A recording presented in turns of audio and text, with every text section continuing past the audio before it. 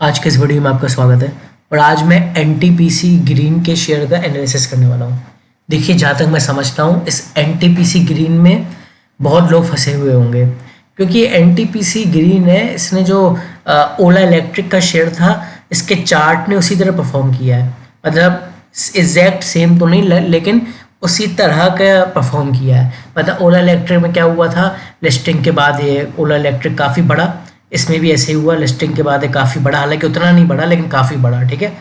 तो लिस्टिंग के बाद बढ़ा, फिर पंप हुआ, फिर डंप हो गया, इतना ही गिर गया, फिर थोड़ा पुल बैक लेके और गिर गया, ऑल टाइम लो बनाया। और अब देखिए इसमें रिकवरी आ रही है, लेकिन अब इसमें रिकवरी तो आ रही है, लेकिन ये तो बहुत ऊपर के लेवल से गिरा है, तो इसलिए बहुत से लोगों का फंसना इसमें लाजमी है।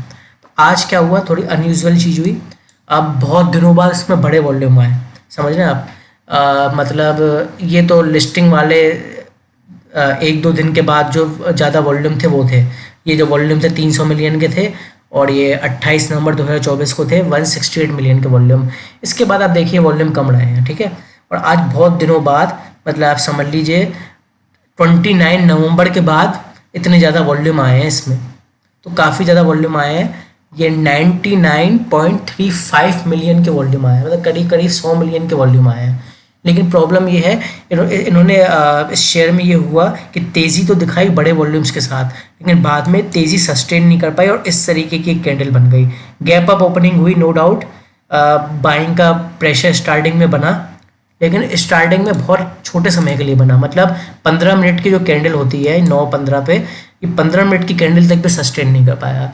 तो आप देख सकते हैं कि ये बेचने का जो एक्शन है बहुत ही ज़्यादा अग्रेसिवली हुआ है इसके बढ़ने के बाद। और ये एक्शन अग्रेसिवली इसलिए हुआ है क्योंकि जैसा कि मैंने आपको बताया, लोगों के सेंटिमेंट्स इस शेयर के लिए ख़राब है कि अब हम फंस चुके हैं और हम जल्दी से जल्दी बाहर निकलना चाहते हैं। और ख़ास करके जिन्होंने नीचे के लेवल्स पे बाय किया होगा वो तो ज़रूर बेचेंगे, ठीक है। तो इस वजह से ये शेयर सस्टेन नहीं कर पाया अपनी तेज़ी, और यहाँ पर प्रॉफिट बुकिंग हो गई।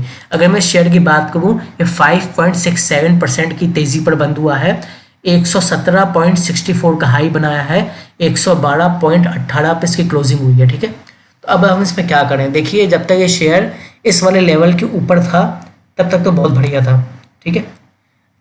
करीब करीब 112.65 के ऊपर, लेकिन 112.18 के पे लेवल पे बंद हुआ है। अब हमें क्या करना है, तो देखिए अगर आपको क्या करना है, एक सेकेंड। वैसे तो ये शेयर जब तक हरे रंग की लाइन, मतलब अपने 100 दिनों के एक्सपोनेंशियल मूविंग एवरेज के ऊपर है, मतलब कि 110.06 के ऊपर है, तब तक इसमें बाइंग की जा सकती है और थोड़ा सेफ है 110 के ऊपर।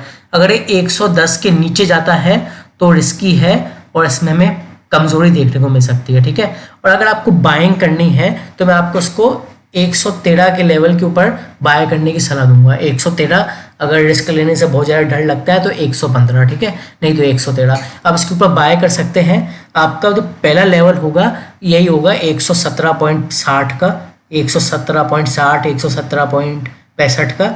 और अगर इस लेवल को भी पार कर देता है तो आपको इसमें फर्दर तेज़ी देखने को मिलेगी। मान लीजिए इस लेवल को पार कर लेता है तो आपको इसमें पहले 120 के लेवल देखने को मिलेंगे, फिर यहाँ पे 123.65 के आसपास, 123.65 के पास राउंड फिगर का 125 रुपये का लेवल आपको देखने को मिलेगा। और 125 का जो लेवल है बड़ा क्रूशियल है, हो सकता है वहाँ से पुल बैक ले गिर जाए। अगर ये 125 के भी ऊपर जाता है तो 128 तक जा सकता है, ठीक है। तो अभी मैं इसको 128 तक देख रहा हूँ, ज़्यादा से ज़्यादा 130 तक।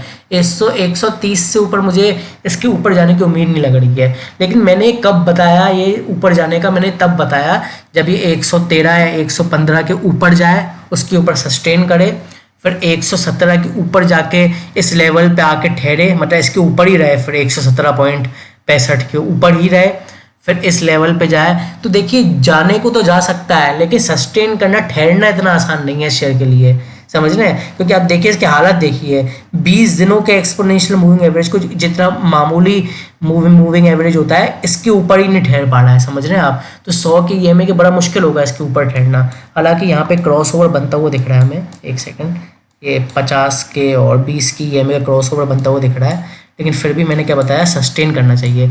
अगर मेरे बताए हुए लेवल्स पे सस्टेन करता है तो आप बाय कर सकते हैं, आपको उसमें तेज़ी देखने को मिलेगी, ठीक है। जो फंसे हुए हैं वो बने रहे इस शेयर में। आज के इस वीडियो में इतना था, थैंक यू।